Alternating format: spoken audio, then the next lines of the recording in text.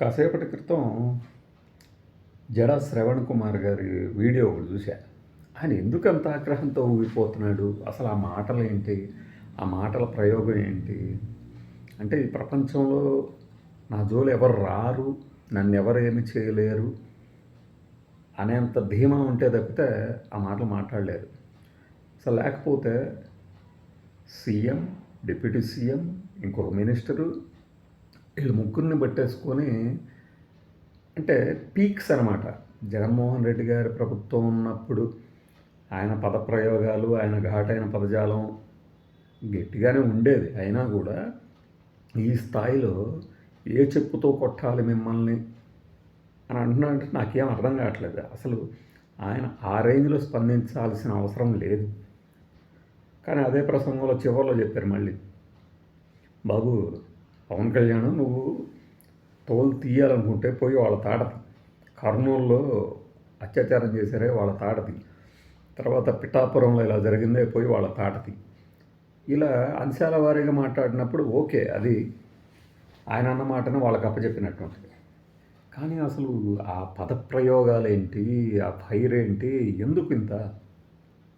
నేనైతే అంటే ఇప్పుడు వాళ్ళేదో చేశారనో లేదా చెయ్యలేదనో దానికి విమర్శిస్తే ఒక లెవెల్ ఆఫ్ ఏమంటారు దాన్ని మనమే పారామీటర్ ఏం లేదు, కానీ విమర్శించడానికి ఇదిగో ఈ రేంజ్ విమర్శ చాలు, ఈ రేంజ్ ఆరోపణ చాలు, ఈ రేంజ్ తిట్లు చాలు అంటానికి ఇక్కడెక్కడే అన్పార్లమెంటరీ లాంగ్వేజ్ ఏం లేదు. మళ్ళీ ఆయన ఇప్పుడు నేను గట్టిగా ఆ మాట ఎందుకు మాట్లాడాడు అని అడగటానికి స్కోప్ కూడా లేదు. ఎందుకంటే అలాంటి పదాలు అంతకుముందు ఆయన పవన్ కళ్యాణ్ వాడాడు కాబట్టి.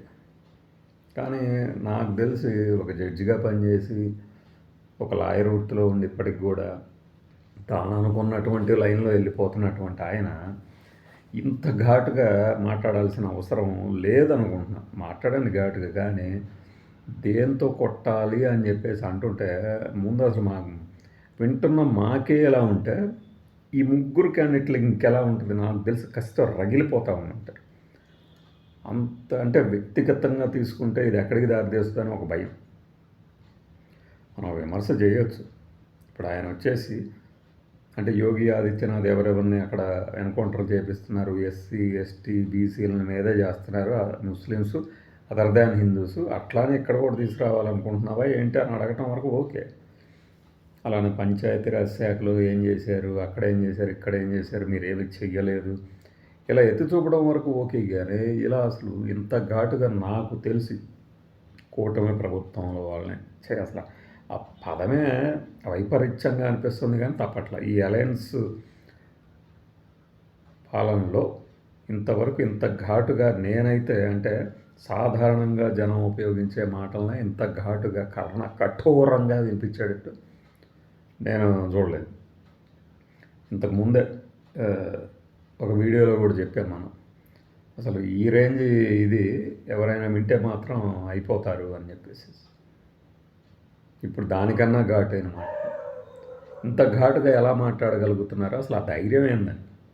ముందు చట్టపరంగా మనం కేసులు వేస్తాం, పిల్స్ వేస్తాం, వాటికి వచ్చే జవాబు వస్తుంది, లేకపోతే లేదు.